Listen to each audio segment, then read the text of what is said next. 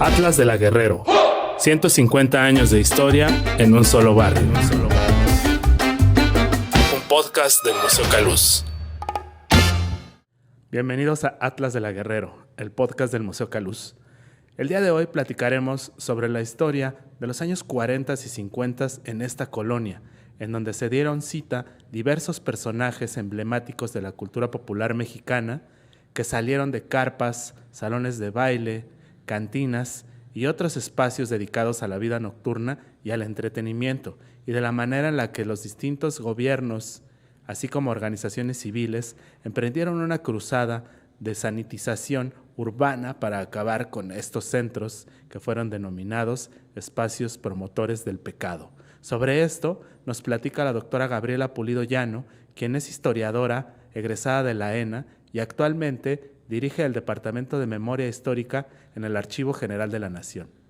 Ella se dio a la tarea de realizar una investigación muy extensa sobre la vida en los años 40 y 50 y la manera en que la nota policíaca y la nota roja retrataron estos espacios de manera negativa para poder influenciar en el pensamiento colectivo y apoyar la desaparición de estos emblemáticos lugares que fueron retratados a través de historietas, fotonovelas y particularmente por la cinematografía mexicana. Gabriela crea una extensa investigación trazando mapas que nos ayudan a reconstruir esa ciudad perdida, esa ciudad del pasado, que define como el mapa rojo del pecado en la Ciudad de México. Los invitamos a que conozcan parte de esta historia. Esto es Atlas de la Guerrero, el podcast. Bienvenidos a Atlas de la Guerrero, un podcast producido por el Museo Caluz. Mi nombre es Isaac Torres, también conocido como El Chato, y el día de hoy vamos a hablar de un tema que me apasiona de sobremanera y a muchos que somos amantes de la vida nocturna. La colonia Guerrero tiene una tradición enorme de haber sido el receptáculo de algunos de los espectáculos más interesantes de la vida nocturna y de la escena artística, y principalmente entre los años 40 y los años 50, años en los cuales se desarrolló un despliegue enorme de carpas, teatros, cines y otros recovecos en donde los amantes de la vida nocturna o de la vida galante, como también le llamaron, fueron testigos de algo que por otros sectores de la sociedad fue definido como el espectáculo psicalíptico y motivo de una enorme censura que terminó por transformar la manera en la cual esta colonia se había construido y se había relacionado con sus habitantes para darle forma a una suerte de racia que cambió por completo las dinámicas sociales de este lugar. Para hablarnos sobre este tema, nos inspiramos en un libro titulado El mapa rojo del pecado de Gabriela Pulido Llano, quien nos acompaña esta tarde para platicarnos todos los detalles acerca de ese espectáculo psicalíptico que tuvo lugar en estas calles en las que hoy transitamos y que pues muchas veces ignoramos parte de esta interesante y también probablemente oscura historia. Gabriela es historiadora, es directora del Departamento de Memoria Histórica en el Archivo General de la Nación y publicó este libro hace unos años, hace 5 años más o menos, 5 o 6 años, y pues es una recopilación histórica, una memoria acerca de la manera en la cual se emprendió una suerte de brigada de sanitización urbana en contra de estas formas de expresión cultural, de estas formas de vida, y que terminaron pues por modificar mucho el entorno de la colonia Guerrero, que entre los años 40 y los años 50 pues estuvo ampliamente sonorizado por la música, el baile y alguno que otro espectáculo de cabaret. Bienvenida, Gabriela, ¿cómo estás? Hola, Isaac, un gusto Pues, estar aquí con ustedes. A mí me da muchísimo gusto tener la oportunidad de platicar contigo porque, como te lo decía hace un ratito tras bambalinas, tuve la oportunidad de conocer este libro y me fascinó, básicamente pues porque soy amante de la vida nocturna, soy pues habitante de esta colonia histórica, que tú dices que mucho se merece la Guerrero de reconocimiento, pero además también era hasta antes de leerlo, muy neófito en cuanto a mucha de la historia que se construyó en este lugar. La sabía ahí un poco a tientas, pero aquí la precisas y con mapa en mano, con brújula en mano, nos dices, aquí había un salón, aquí había otro salón, aquí había otro salón, y resulta que en la colonia Guerrero había salones, como dices, prácticamente en cada esquina. Platícanos un poquito, pues, sobre la génesis de este libro. ¿Qué te llevó a realizar esta investigación? ¿Cómo llegaste a esto? Y pues, ¿cómo percibes a la colonia Guerrero en aquellos años 40 y 50? Claro.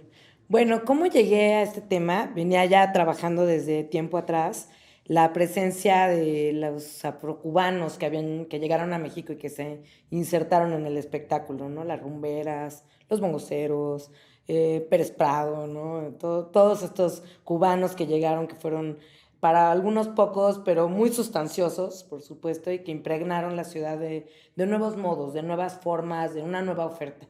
Estos cubanos nos llevan, obviamente, de lleno al terreno de los salones de baile. Acerca del cine de rumberas, de esa presencia cubana en el cine, ya ha habido muchos trabajos muy buenos escritos, ¿no? Trabajos así extraordinarios que reconstruyen cómo era esa presencia en el cine, pero no en los salones de baile, ¿no? Porque claro, se atribuye más bien como a la construcción de un estereotipo que se generó en el cine y que se quedó muy bien, muy claramente constituido en el cine, pero en los salones hay otra dinámica. Entonces, por esta presencia cubana llegué a los salones de baile. Aunque debo confesar que desde que estudiaba yo historia en la licenciatura en la UNAM, hacíamos nuestros recorridos por salones de baile y cantinas del centro, un poco, bueno, trabajo de campo, ya sabes, ¿no? Y bueno, esta exploración ya nos había acercado hacia un fenómeno social que pues solamente puedes conocer si vas a los salones, eso, o sea, es una práctica, ¿no? Más allá del estereotipo y más allá de los mitos, que si quieres ahorita platicamos, que es finalmente lo que se reconstruye en el mapa rojo del pecado, hay una vida social ahí que está pues plagada de conceptos que es muy interesante abordar, ¿no? Desde el punto de vista académico, pero sobre todo conocerlos en la práctica. A nosotros nos tocó, por ejemplo, ir a los salones de baile en donde todavía practicaban las ficheras y conocer eso, o sea, conocer la práctica de la fichera, ¿no? ¿Qué era lo que hacían las ficheras? Platicar con ellas, ¿no? En especial en el centro, en la Dos Naciones, ahí todavía era un reducto de ficheras en los años 90 y esto fue pues un inicio, ¿no? En el Así es. segundo piso de las Dos Naciones, Exactamente, así que es. después tristemente Sí. nos lo cerraron para convertirlo en una pozolería que ya ni siquiera Ahora es está. una casa Toño, sí, creo, algo así. Oye, Gabriela, platícame, vámonos Sí, de adelante para atrás. claro. Dices, cuando yo era estudiante venía al centro histórico, venía a conocer salones de baile, práctica de campo, la antropología y la etnografía nos llevan a eso. Absoluto.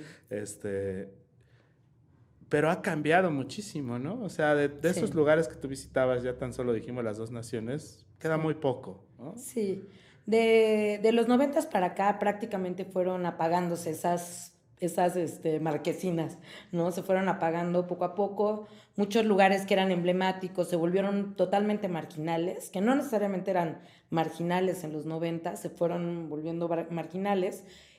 Una muestra, así yo digo, muy simbólica es cuando pasas al lado de Gobernación, el patio, ¿no? Cómo se ve destrozada la fachada, es como quedó, ¿no? Cómo queda esa memoria, o el Teatro Blanquita, ¿no? Cómo se mira ahorita esa memoria, pues ese patrimonio apagado, pues, ¿no? Y destruido, por así decirlo, ¿no? Entonces ahí tenemos mucho trabajo que hacer para reconstruir esa memoria, pues, ¿no? Igual en La Guerrero se han hecho esfuerzos por reconstruir esa memoria, y eso es lo interesante, que en la colonia Guerrero sí hay ahorita pues una voluntad de poner en la escena pública, o sea, en las calles, de poner esa memoria vigente. Sí, que justamente pues decíamos ahorita tras bambalinas que el único espacio que aún permanece allí en pie de los míticos salones de baile pues justamente está aquí en la Colonia Guerrero, que es el Exactamente. Salón Los Ángeles y que es un espacio del que ya nos hemos dado a la tarea de hablar con el mismo señor gerente, amo y señor del Salón Los Ángeles, don Miguel Nieto, y con otros. Siempre sale ahí a la luz el Salón Los Ángeles. Pero, a ver, tú dices, de los 90 para acá prácticamente se han ido apagando las luces. Pero en los años 50 se apagaron otras luces, ¿no? Y de eso no quedó prácticamente nada, ¿verdad? Pues en los 40s y 50s era muy común, bueno, si quieres, más bien nos vamos como atrás un poquito y te Platiquemos ahora platico de un poco atrás. como contexto así general, porque no, esto no ocurre nada más en La Guerrero, sino en una periferia amplia del centro que va, digamos, de lo que es ahora la Merced, Anillo, de donde está la Circunvalación, hasta Nonualco en el norte, la Roma en el sur y bueno, obviamente La Guerrero, ¿no? Eso será como esta periferia donde había una proliferación de salones de baile muy interesante y empezaron así a proliferar. O sea, lo que comentábamos hace rato, ¿no? De que prácticamente en cada esquina de La Guerrero había un salón de baile, no estoy mintiendo. Es cierto, y ese mapa que incluimos en el mapa rojo del pecado es apenas una muestra de lo que realmente existía, de estos salones o estos giros administrativos que se hacían llamar salones de baile, que en realidad eran muy variados. Oye, y yo ahí tengo una pregunta. ¿Cómo llegas a los datos duros para poder elaborar Ah, este mapa? ¿Te vas a los catastros, al sí. registro comercial? ¿De dónde sale esta Sí, información? bueno, ya había algunos libros, ¿no? Como el de Armando Jiménez, por ejemplo, donde él va, como una enciclopedia, ¿no? De antros, y bueno, va dándote en algunos casos la dirección postal. Nosotros, bueno, yo revisé una revista de nota roja que se llama Magazine de Policía, y en las páginas de Magazine de Policía hay algunos lugares donde te dan una lista de salones de baile, bueno, de cabarets, de centros nocturnos, de antros, y ponen la dirección postal exacta. Entonces combina bueno, pues, distintas fuentes, ¿no? Fuentes que ya existían, como los libros de Armando Jiménez, y aparte, bueno, estos hallazgos, pues, en las revistas y en los periódicos. También la memoria de las personas es muy importante. Los testimonios te dan mucho, ¿no? Ahorita hace un rato comentábamos del Salón King Kong.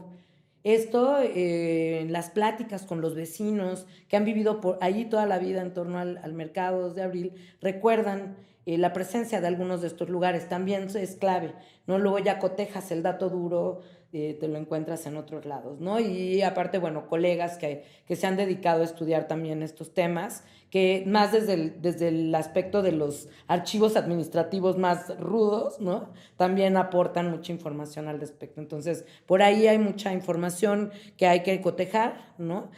Ahora, yo no sé si es tanto la precisión porque estos salones abrían y luego cerraban, se movían de lugar, el gerente cambiaba de nombre, cambiaba de fachada. Entonces, en sí, yo creo lo que hay que mostrar es la abundancia de lugares, la abundancia de espacios que se dedicaron a estas actividades durante los 40 y los 50, ¿no? Que fueron cerrando hacia los 60 cuando se recrudeció la censura y empezaron a enviar a los salones de baile hacia periferias, no necesariamente cerraron, se fueron a otros lados, se fueron a otras esquinas, poblaron atrás de Palacio Nacional, se fueron muchísimos atrás de Palacio Nacional y fueron como migrando, digámoslo, por así decir, los espacios físicos, ¿no? Pero eso ya fue hasta los 60, o sea, fue un proceso, pues, que empezó en los 40 y que concluye en los 60. Y mientras tanto, tú lo que ves es una actividad muy, muy prolífica, ¿no? Muy taquillera,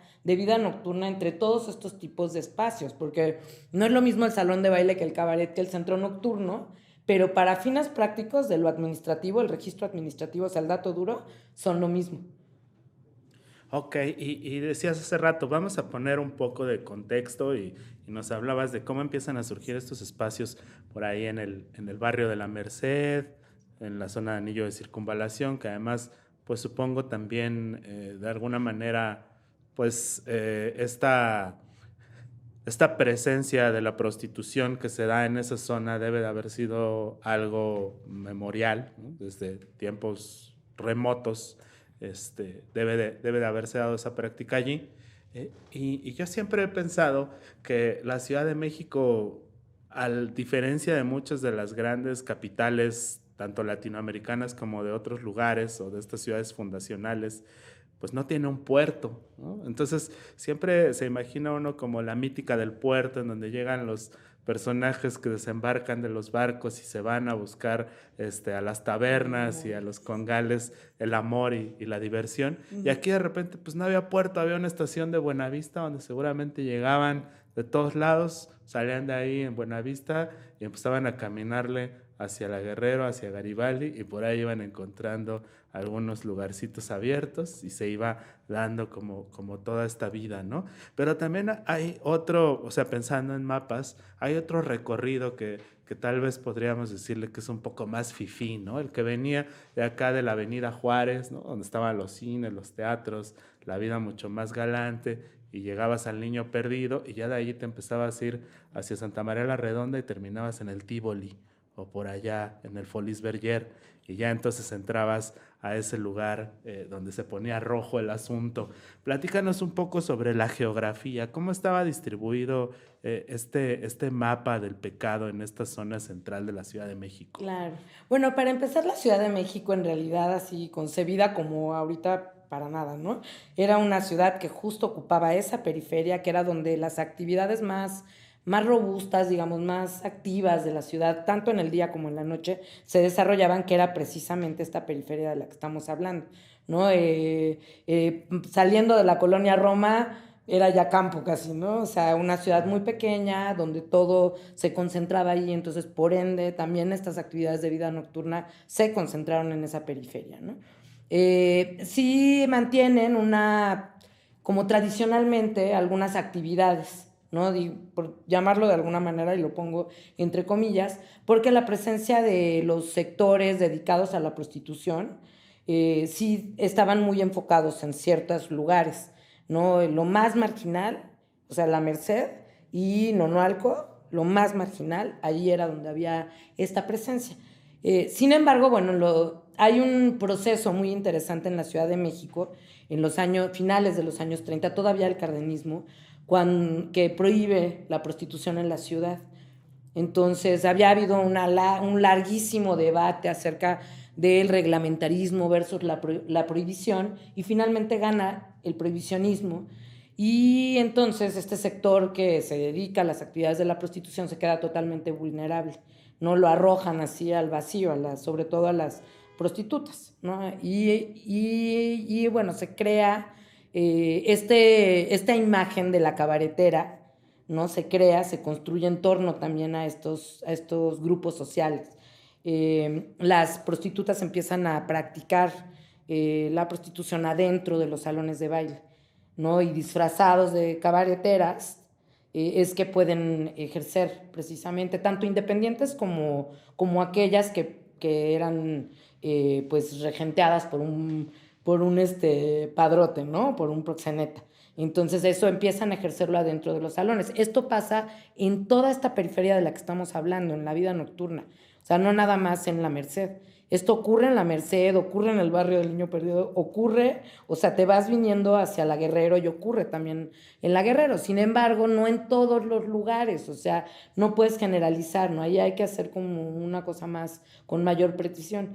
Lo que se construye, sí, es una imagen, un estereotipo de la ciudad en ese sentido, en el sentido de todos los grupos sociales que tienen que ver con el ejercicio de la prostitución y que finalmente se dan cita ya dentro de los salones, ¿no? Este proceso es muy interesante, o sea, tampoco es así, obviamente automático, pero los medios de comunicación ayudan muchísimo, muchísimo para construir esa imagen, ¿no? Tú lo ves en el cine, hace rato me decías, ¿no? Que estaban viendo esta parte del cine, ves Víctimas del Pecado, que ocurre aquí en Nonoalco, la estación del tren, ¿no? Y ves tú toda esta dinámica social donde los estereotipos así son muy impactantes, impactan de tal manera que se reproducen en una y en otra cinta, ¿no? O sea, pero vienen de muchos contextos mediáticos, ¿no? Y la verdad es que sí reproducen en cierta forma una realidad social que se está dando, aunque elevada, por supuesto, a ese nivel de estereotipo. Que ahora que lo pienso, pues después ese ambiente de cabaret y ese ambiente de rumberas que alimenta mucho al cine de los años 40 y 50 y que luego desaparece tras esta gran ola como de limpieza social, regresa como en los años 70 y 80 en el imaginario del cine de ficheras y de todo esto que parece anhelar como ese mundo, pero que ya en ese momento se traslada a otro lugar, ¿no? Que es la zona rosa y que son como esos territorios que ya, digamos, como que blanquean mucho como el asunto, si podemos usar esa palabra ya como en esa época. Pero platícanos sobre la historia que se da a partir de la aparición de este organismo civil llamado la Liga para la Decencia, Claro. que dice, allí está la perdición, allí es donde está el pecado, ¿no? Claro. En ese lugar. Sí, hay todo un proceso muy interesante porque las autoridades, desde las autoridades centrales de la ciudad, introducen estos mecanismos de censura a través de la presencia de la Liga de la Decencia, donde pues forman parte de esta Liga de la Decencia hasta la mismísima esposa de Miguel Alemán, ¿no? Y de los Ávila Camacho también hay familiares. Entonces, ahí ellos introducen ciertas normas para controlar pues cómo se ven, cómo se valora, cómo se ven estos espacios, decidir cuál se queda abierto, cuál se cierra, ¿no? Pero siempre detrás hay una doble moral total, porque sabemos que mientras estaban cerrando lugares aquí en el centro, en esta periferia grande de la que hablamos, estaban abriendo burdeles en San Ángel y era de la misma clase política. O cerraron algunos antros porque hay un proyecto en el cual también interviene este mecanismo de saneamiento social, o sea, de higiene social, que es un proyecto que plantea que se llama el proyectazo, que es la ampliación de Paseo de la Reforma para volverlo la gran avenida que te lleva hacia el centro administrativo, que es precisamente la plaza del Zócalo, ¿no? Y entonces en ese proceso muchos lugares que eran de tercera, de segunda, muchos antros, ¿no? Que no eran considerados como de primera, los fueron cerrando y mandando hacia las calles de atrás para que embellecer Paseo de la Reforma. Entonces, el proyectazo incluía la ampliación de Paseo de la Reforma y también de Avenida de los Insurgentes. Pues en Avenida de los Insurgentes ahí inauguran los antros más bonitos, ¿no? La Fuente, el Patio, o sea, cercano a Avenida de los Insurgentes. Y entonces en estos antros participa pues toda la clase económica y política, ¿no? Tú sabes que la XOW, por ejemplo, transmitía desde el Patio. Y bueno, pues, o sea, cierran, pero abren, cierran y abren, y así es más o menos como la doble moral. Sin embargo, esta Liga de la Decencia sí impacta mucho en la imagen, ¿no? Tratan de controlar socialmente esa visión que se tiene en la imagen, en el espectáculo. Entonces introducen estas normas al interior de los cabarets, sobre todo donde había representaciones, por ejemplo, de los espectáculos de las exóticas, y también en el cine, ¿no? Es muy famosa esta historia o mito urbano, ¿no? De que a las rumberas les prohibían usar las faldas abajo del ombligo. Esto también lo contaba Yolanda Montes Tongolele. Les prohibían usar la falda abajo del ombligo, pero bueno, no importa, porque se subían la falda, se tapaban el ombligo, pero todo lo demás estaba perfectamente descubierto, ¿no? Entonces, había un juego, es un juego, la censura es un juego que juega a favor de todos. O sea, mientras más censura hubo, por ejemplo, con la presencia de Yolanda Montes Tongolele en los escenarios de la ciudad, tanto en La Guerrero como en el resto de esa periferia, mientras más censura hubo hacia los espectáculos de Tongolele, más gente hubo. Entonces fue más taquillero. Fue exitosísimo el espectáculo y le dio a todos muchas ganancias, ¿no? Entonces, esa censura pues siempre juega en ese terreno de la doble moral, ¿no? Aunque sí hay un paradigma muy católico, muy de control, muy de plantearse las normas tienen que ser así, las mujeres tienen que comportarse de esta manera, los hombres de esta manera, y esto es lo que se tiene que ver en el cine, mensajes muy moralizantes que terminan también siendo disruptivos, porque los directores del cine mexicano de la época de oro también eran muy inteligentes, entonces lograban saltar la censura y por ahí metían mensajes pues totalmente contrarios a esa censura que aparentemente pues estaban tratando de imponer las autoridades, ¿no? Porque además seguramente también estaban en esas fiestas, Sí. en esos bacanales, y en esos Exacto. centros de espectáculo. Además. Vamos a hacer un pequeño corte y vamos a regresar para platicar de ese personaje que acabas de mencionar, Tongolele, Sí. que se presentaba aquí en el Folies Bergère, Exacto. y a platicar de esta forma en la cual el proyectazo del Paseo de la Reforma destruye el Tívoli y otras cosas a su paso. Esto es Atlas de la Guerrero, podcast del Museo Caluz, y regresamos.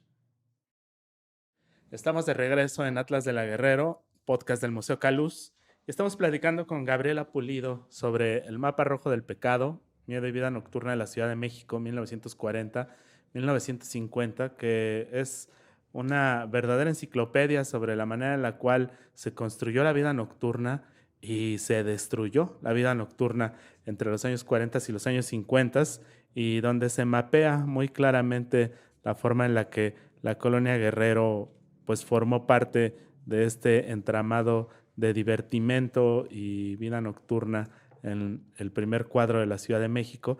Y estábamos platicando antes de hacer este pequeño corte sobre un personaje, ¿no?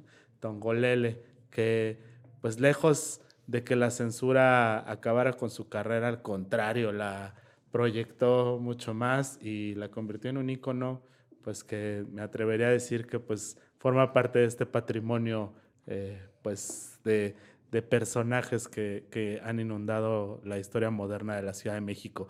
¿Qué nos puedes platicar como respecto de esta forma en la cual se van construyendo estos clichés en la época a través de los medios de comunicación, principalmente pues los periódicos, ¿no? Porque la televisión todavía no está muy presente, y aparecen estos tres personajes que van a inundar la pantalla grande y también las carteleras de los periódicos y de los cabareteras, cinturitas y policías. Me gusta mucho esa idea de esos tres personajes, porque además me los imagino hoy en día todavía ahí como, no sé, nada, es que tal vez el cinturita cambiaría por un reggaetonero y, no sé, un perreo y policías.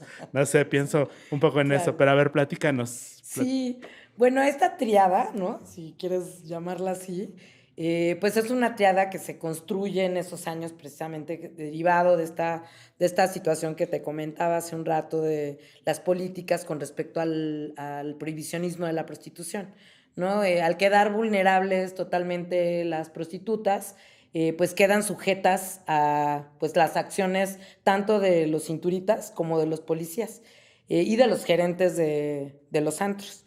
No siempre hay un acuerdo entre ellos, ahí es a donde se les va a ellas el dinero, el poco recurso que logran juntar en la noche, ahí es a donde se les va, ¿no? O sea, en pagarle un peso a tal, otro peso a tal, otro peso a tal, y entonces se da este circuito de corrupción, pues que todavía se mantiene vigente, como bien lo dices, ¿no?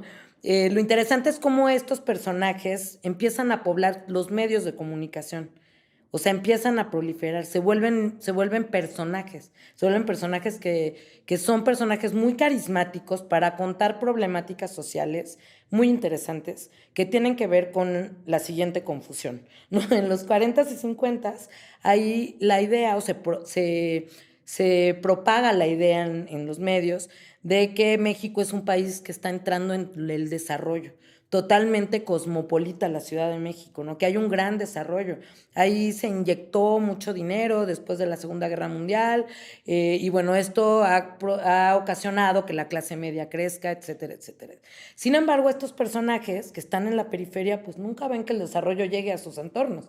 Uno de los entornos es la Colonia Guerrero. O sea, hay una gran confusión. ¿Por qué no llega este desarrollo y esta prosperidad económica a estos lugares que siempre se mantienen marginales? Les pasa por encima con el puente de Nonualco. Les pasa por encima, totalmente como el puente de Nonualco, justo así como lo estás diciendo, tal cual.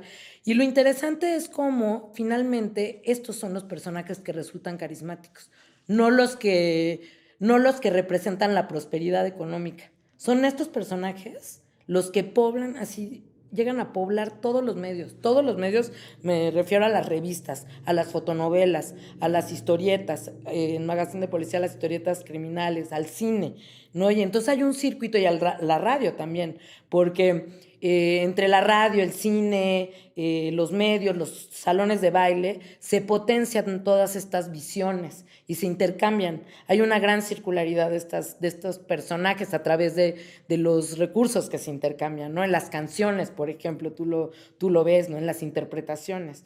Y bueno, esto hace que la vida nocturna resulte un espacio totalmente, pues, taquillero, totalmente carismático. Toda la gente quiere ir a los antros a ver qué está pasando. Se vuelven lugares donde, decía Carlos Monsiváis, pues la vida se vuelve totalmente democrática, ¿no? Porque, o sea, están intercambiando en estos lugares, en el Salón Los Ángeles, están poblando los estudiantes, los oficinistas, las mujeres que salen de trabajar, porque bueno, ya había un aumento en las mujeres que estaban trabajando en oficinas, etcétera, también las mujeres que ocupan, que ayudan en las casas, ¿no? Y bueno, allí se dan cita todos los sectores, los intelectuales, quieren saber qué es esa vida nocturna y se meten ahí, la gente con dinero, ¿no? También quieren ver qué está pasando ahí, y entonces se vuelven lugares totalmente democráticos donde hay esa enorme convivencia. Esto lo retrata súper bien Margot Su en sus crónicas, ¿no? De la noche, en el libro Alta Frivolidad. Ella retrata muy claramente cómo se da este intercambio de modos y de prácticas entre los grupos sociales adentro del antro, ¿no? Y eso lo hace muy interesante. O sea, es un espacio donde hay una complejidad social que no existe en otros lugares, y eso es lo interesante. O sea, lo interesante es que al denostar estos lugares se quiso invisibilizar esto que finalmente es donde tú puedes obtener mayor riqueza de información de la vida social en esos años, ¿no? Esto te lo dan las revistas, ¿no? Y que luego justamente a través de eso van construyendo como pues esas mitologías románticas en torno a esta vida, ¿no? Porque en la película la rumbera trabaja de rumbera para poder llevarle dinero a su hermanito que está enfermo de tuberculosis, o el cinturita entra en su momento de redimirse cuando ve a la Virgen y se acuerda de su mamacita, y el Exacto. policía se tienta el corazón por la otra, y Sí, siempre están como construyéndose como sí. estos mitos, ¿no? Que me hacen pensar en cómo el cine va tejiendo estas narrativas. Pero además, justo lo que mencionabas sobre este momento de crecimiento de la ciudad que queda muy bien retratado en muchas de esas películas, ¿no? El momento en el que Exacto. se alza el concreto, se alza el acero, y la ciudad se moderniza. Pero luego llegamos a este momento oscuro para la colonia Guerrero, que pues hoy quienes la habitamos de manera reciente, pues no lo resentimos de la misma manera en la que lo pudo haber resentido aquella generación, que es la apertura del Paseo de la Reforma y la creación de los ejes viales que rompen el tejido social de la colonia, acaban con mucho de lo que existía, y por allí pues se llevan gran parte de lo que estaba allí ya plenamente construido, ¿no? Que en uno de esos casos pues es el salón del Tívoli famoso, ¿no? Que estaba ahí en la calle de Libertad, y que desaparecerá, y que está retratado después en la película de los años 70. Así. Pues platícanos un poco como sobre lo que tú pudiste como observar de la manera en la que se transforma este entorno a partir de estas grandes infraestructuras Claro. modernizadoras de la ciudad. Sí, claro, bueno, creo que tú lo dijiste muy bien. La verdad es que estas grandes avenidas que derivan de este gran proyecto de mejorar la imagen de la ciudad, rompen con las prácticas sociales de alguna manera, aunque si tú vas a la Merced y justo tu lugar es ahí de observación, ¿no? Es ahí, te das cuenta de que la rompieron y no la rompieron, ¿no? Porque finalmente la Merced se sigue expandiendo hacia la calle, ¿no? O sea, sigue ocupando circunvalación claramente así, no se resiste a ser controlada, o sea, ¿no? Y la ciudad en aquellos años era pues el gran personaje de políticos, de gente que estaba pensando en la política económica, también de la gente que estaba pensando en el control social.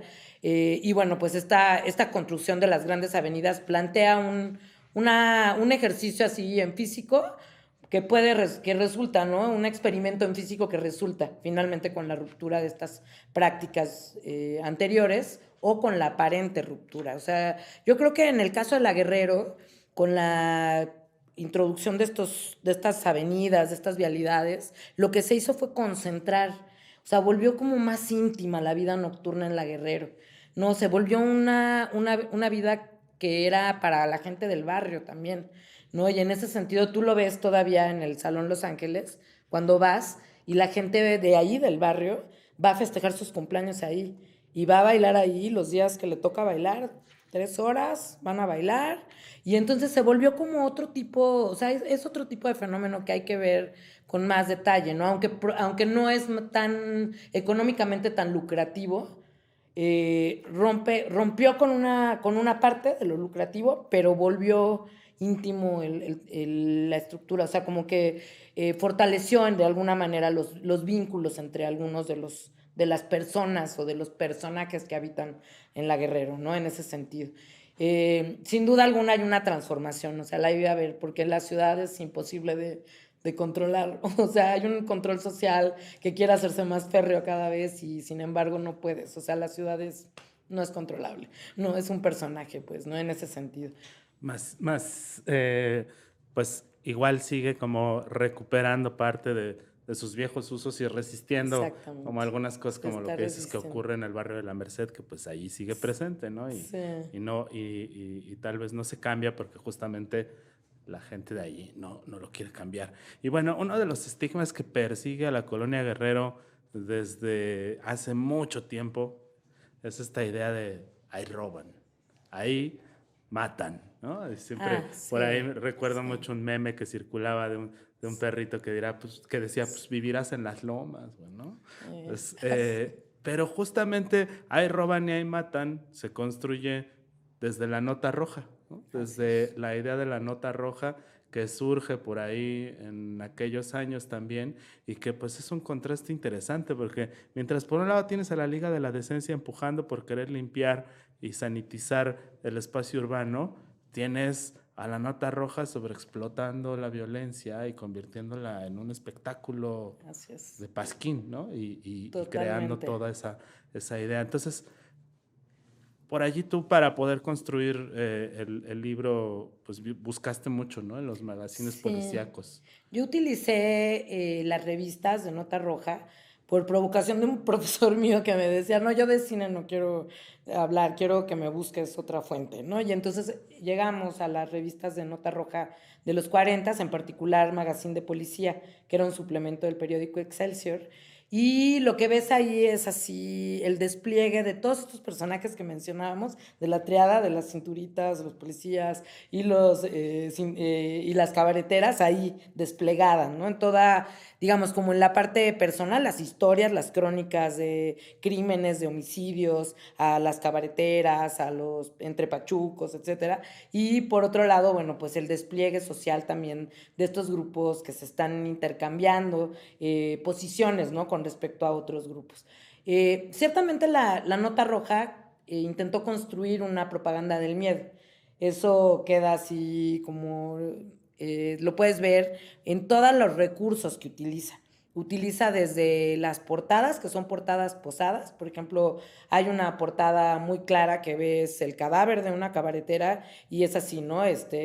La cabaretera muerta por su amante, pues, ¿no? Y al interior de las páginas, la nota construida con puras fotografías de personajes, por ejemplo, de las rumberas, acompañando, o sea, un poco sugiriendo que es en estos lugares donde se genera todo esto y donde están presentes estas figuras que son muy conocidas, ¿no?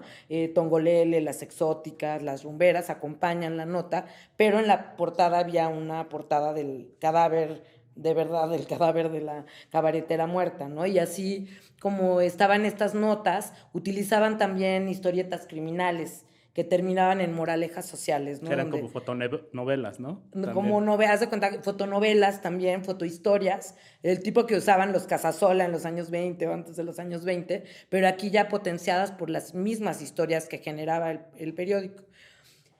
Este periodismo nos ofrece la mayor riqueza de información que ninguna otra fuente tiene en esos años, porque lo que retrata justo son esos distintos grados en los que se intercambia pues el pulso, ¿no? El pulso social. Ahí sí lo ves, sí lo percibes. Ves cómo están dibujadas estas crónicas, que son crónicas que perfectamente pueden ser así el sustrato de un gran argumento de una película, ¿no? Así sustentar pues totalmente el argumento, pero por otro lado lo que ves es justo las dinámicas sociales. Por ejemplo, los periodistas de este magazine de policía adoptaban pues de alguna manera esta idea de normativa de la Liga de la Decencia, ¿no? Entonces yo recuerdo una crónica en la que uno de los periodistas va caminando por una calle donde hay un antro, una escuela, casas, ¿no? Y va preguntándole a la gente cómo cohabitan con los antros, qué es lo que opinan.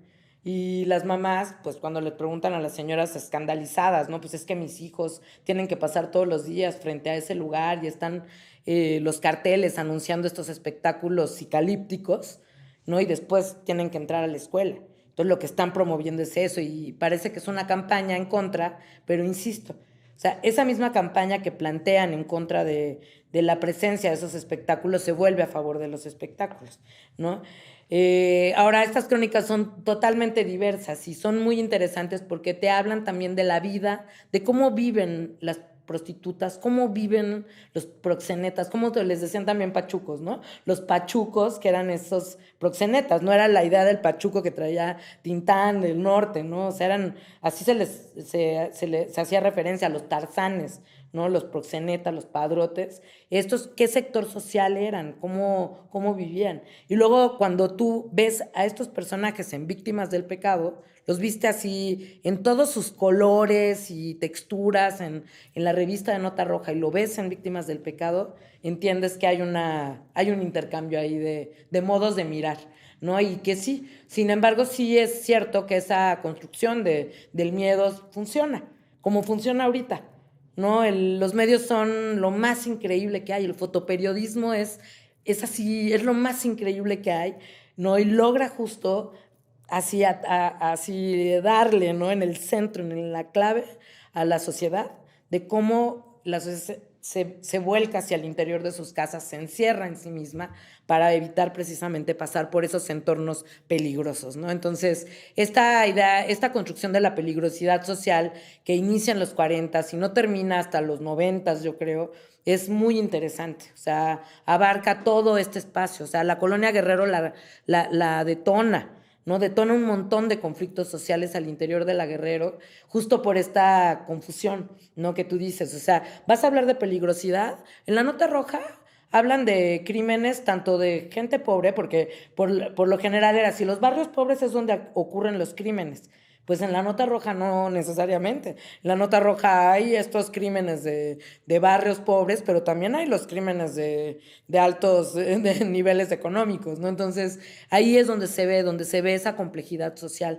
En los otros medios están plasmando otras cosas, están plasmando la lectura de un México desarrollado, o que está en vías de desarrollo. En la Nota Roja sí ves al barrio. O sea, ahí sí puedes conocer a la Guerrero. En las notas, por ejemplo, que describen cómo era la vida en el Salón México, tú ves claramente, o sea, cómo hay una denostación. Sí, el periodista está queriendo decir el cabaretucho, el antro, este de perdición, ¿no? De vicio y perdición. Pero por otro lado, lo que te permite a ti como observador, como científico, como antropólogo, como historiador, lo que te permite reconstruir la vida que está ahí. ¿Quiénes están ahí? ¿Quiénes son los personajes? ¿Cómo están vestidos? ¿Cómo intercambian, ¿no? ¿Cómo está plasmada? O sea, ¿con qué alusión? Una cabaretera a una cabaretera real, en una foto la ponen al lado de Tongolele, ¿no? O sea, el fotoperiodismo construye esa relación. Y eso es, pues, yo creo que es increíble. O sea, te da una fuente de estudio de verdad fascinante y entiendes, pues, que esa idea haya proliferado, que como mito urbano, si quieres, como mito de estereotipado, pues, de estos sectores, pero que realmente funcionó. Sí, a través de puros signos, ¿no? Y de puros símbolos. Exactamente. Y por supuesto de arquetipos. Pienso que eso que le pasó a la colonia Guerrero y a Nonualco en su momento a través de las historietas, los fotomagazines, los magazines de policía, pues le pasó después a Tepito, ¿no? Cuando también se encargaron de convertirlo y motearlo en el barrio bravo y en el barrio peligroso, que después a su vez la gente adopta como parte de la identidad. Claro. Y pues si algo define a la gente de la Guerrero, pues es que todos nos asumimos warriors, ¿no? Sí, claro. Aquí me encuentro en el libro un pequeño fragmento que justo nos da como cuenta de eso, de lo que retratan estas historietas. Una historieta titulada Lo hirió su compañero de parranda, publicada el 6 de enero de 1949. O sea, pleno pachuquismo, así.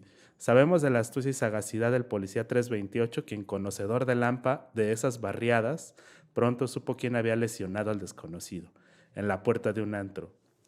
El relato contaba de dos amigos que se habían conocido en la barra de un centro nocturno de Santa María la Redonda.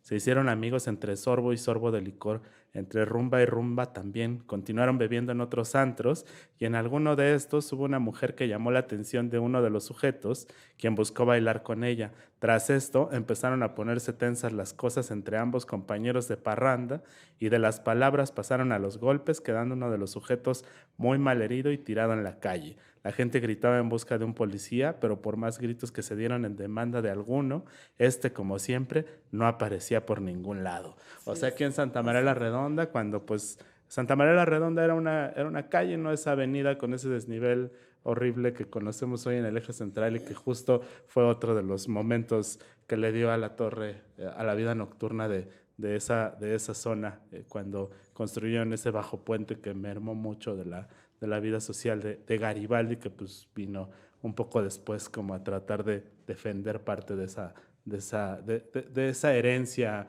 cultural que había dejado la vida cabaretera. Pues te agradezco mucho, Gabriela, haber estado con nosotros y pues esperemos que en algún momento, cuando las luces se vuelvan a encender, tengamos la oportunidad de volver a visitar estos salones de baile y por supuesto de defenderlos y pues de Bueno, tenerlo. pero por lo pronto tenemos el Salón Los Ángeles, es un patrimonio que hay que defender.